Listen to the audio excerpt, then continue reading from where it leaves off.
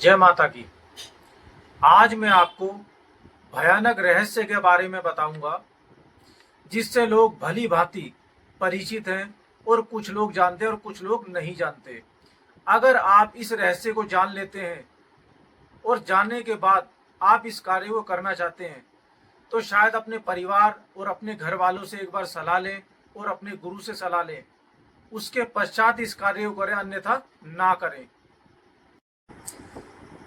जो मैंने अभी आपको कुछ बातें बताई हैं, इसका हमारी जाति दुनिया से बहुत बड़ा संबंध है और प्राचीन समय से रहा है। इस समय के अंदर सबसे बड़ी चीज क्या है कि हम लोग जो यहाँ पर दुनिया में विचरण करते रहते हैं, तो हमारे अंदर सबसे बड़ी चीज जो रहने वाली है वो क्या है? लालच।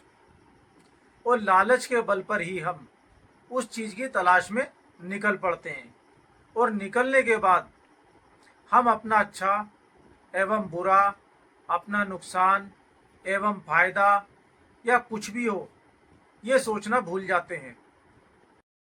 अगर आप ये कार्य अपने जीवन में करना चाहते हैं, अथवा लोग, बहुत सारे लोग करते भी हैं, लेकिन क्या है कि इसके अंदर आपके साथ सबसे बड़ी भूल जो होने का कारण है, लोग आपके साथ छल करते हैं, आपसे झूठ बोलते हैं और आपको धोखे में रखते हैं और ये बोलते हैं कि माया, माया जानते होंगे, जैसे कि कोई देवी या कोई अद्भुत शक्ति, या जैसे कि कोई आकार या कोई निराकार चीज शक्ति, यानी कि माया, पैसा, धन, दौलत, उसका। तो क्या कहते हैं कि ये माया निकालकर हम आपको देंगे। शायद मैं तो इस बात को जानता नहीं हूं कि माया होती है या नहीं होती, लेकिन मैंने सुना है और सुना होने के कारण ही ये मैं आपको बता रहा हूं कि माया के निकालने वाले लोग आज भी इस दुनिया में, भारत में या भारत से अलग मुझे नहीं पता, लेकिन कुछ लोग यहाँ भारत में भी ऐसे हैं जो माया निकालने वाले हैं। लेकिन माया निकलती है नहीं निकलती, ये सारी चीजें सच्चाई में आपको बताऊंगा। जो मैं आपको बता रहा हूँ इस वीडियो के माध्यम से, वो बहुत ही सारी एक एक सच्चाई आपके सामने रख रहा हूँ। कभी भी किसी के धोखे में ना आए, किसी के बताए हुए कार्यों में ना आए। माया नामक चीजें शायद कभी होती होंगी, आज नहीं, पौराणिक युग में, लेकिन आज के युग में मैंने कभी माया नहीं देखी है और ना ही माया मैंने किसी के यहाँ सुनी है। लेकिन हाँ, ये जरूर सुना है कि माया के ऊपर सर्प बैठा रहता है। सर्प मतलब सांप, और सांप उस माया की रक्षा करता है। तो जब माया की रक्षा सर्प करता है तो वो सर्प कौन होता है? वो जो सर्प होता है, वो सर्प जिस इंसान की माया होती है, जैसे कि आपने कोई पैसा जोड़ा या पैसा बहुत सारे मात्रा में इकट्ठा कर लिया और इकट्ठा करने के बाद आप उस पैसे को आप यूज ना कर पाए, इस्तेमाल ना कर पाए और आपकी अकाल मृत्यु हो जाए, तो अकाल मृत्यु होने के बाद आपकी जो आत्मा है उस पैसे पर जाकर सर्प के रूप में विराजमान हो जाएगी। और जब सर्प के रूप में विराजमान हो जाती है तो माया आपको उसको छूने नहीं देती और वो सर्प आपको डसने की कोशिश करता है। जब वो सर्प जो है आपको जो डसने की कोशिश करता है, वो धरती के नीचे, यानी कि आपके घर में भी हो सकता है, किसी खेत में भी हो सकता है, या किसी गांव की जमीन में भी हो सकता है, तो वहां पर वो माया रहती है। तो वहां पर क्या होता है कि बताते हैं बताने वाले कि सोने के मटके निकलते हैं। शायद मैं तो इस चीज को क्लियर सच नहीं मान सकता, लेकिन बताते हैं कि माया के मटके निकलते हैं, सोने की सर्पियां निकलती हैं, चांदी की सर्पियां निकलती हैं, जेवर निकलता है, बहुत सारी भ्रांति बनाई हुई है।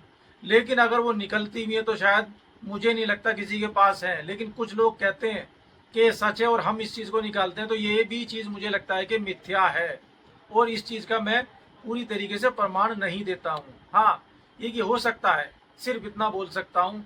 लेकिन क्या है कि माया के बारे में जो बात मैंने आपको बताई है, ये बहुत ही प्रचलित बात है और बहुत ही पौराणिक बात है। और अब इसके बारे में जो मैं आगे की चीजें बता रहा हूँ आपको, तो माया अगर कुछ लोग बताते हैं, जैसे कि कुछ गुरु लोग, कुछ संत लोग, कुछ महात्मा लोग, कि माया कैसे निकाली जाती है, क्या उसकी क्रिया क्रिया होती है, तो बताते हैं कि उसके लिए आपको सिद्धि करना पड़ती है, आपको उसके लिए तप करना पड़ता है, आपको उसके लिए मंत्र उच्चारण करने पड़ते हैं, आपको मिष्ठान और 56 प्रकार के भोज भी बताते हैं, और धूप बत्ती अगरबत्ती ऐसे ऐसे कुछ कर्म करने पड़ते हैं, जब जाकर आपको माया प्राप्त होती है, वो भी बहुत कष्टों से। और कुछ लोग तो ये भी बताते हैं उसमें बहुत से लोगों की मृत्यु भी हो जाती है। मृत्यु जो हो जाती है, तो मृत्यु किन की होती है? जो लोग लालच करते हैं और ईश्वर का स्मरण नहीं करते, और जो आपने कमाया नहीं है, जो आपकी मेहनत की कमाई नहीं है, उसे खोजने की कोशिश करते हैं। तो आप अपनी मेहनत की कमाई पर हर्ष कर सकते हैं, और अपनी मेहनत की कमाई पर ही आपको गर्व होना चाहिए।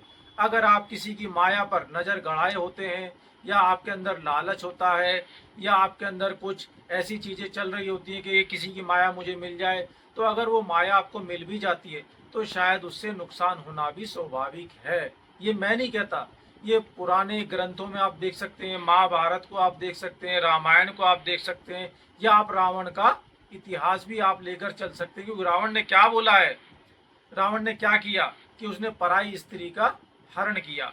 हरण करने के बाद जब पराई स्त्री का हरण किया तो उसको सजा भी जरूर मिली। इसलिए पराई स्त्री का हरण, और पराया धन, और पराई जमीन, अगर आप किसी का दीन धर्म मारते हैं, और आप किसी का लालच और किसी की माया को हथियाना चाहते हैं, तो आपको उसका श्राप भी भोगना पड़ेगा। तो अगर आपको उसका श्राप नहीं भोगना, और आपको ये चीज़ें नहीं करनी, तो आप ईश्वर का स्मरण कर सकते हैं। और एक बार को, भले ही रावण बुरा है, उसकी बहुत सारी बुराइयां हैं, लेकिन आप उससे सीख सकते हैं कि रावण ने अगर बुरा किया था तो उसे कितनी बड़ी समस्या का सामना करना पड़ा, और अपनी जान देकर भी वो चीज पूरी नहीं कर पाया, और आज भी रावण के नाम पर कलंक लगा हुआ है। तो मैं कहूँगा कि ऐसी माया जो लोग ढूंढते हैं कि जंगल में है, घर में है, या कहीं बोल रही है, कहीं सुनाई देती है, कहीं पायल की आवाज़ होती है, ऐसे बताते हैं लोग, ऐसी इस प्रकार से आवाज़ें होती हैं, तो वो एक अलौकिक शक्ति है। आप उसका पीछा ना करें। अगर आप उसका पीछा करते हैं तो शायद मैं आपको डेफिनेटली ये बताऊंगा कि आपका उसमें नुकसान होने के बहुत बहुत चांस है, और गंभीर परिणाम आपको भोगने पड़ सकते हैं, और आपके परिवार को भी भोगने पड़ सकते हैं। क्योंकि अगर वो माया आपने हासिल कर भी ली तो आप उसे इस्तेमाल नहीं कर पाएंगे। ये सच्चाई है, जो कि एक कड़वी सच्चाई है।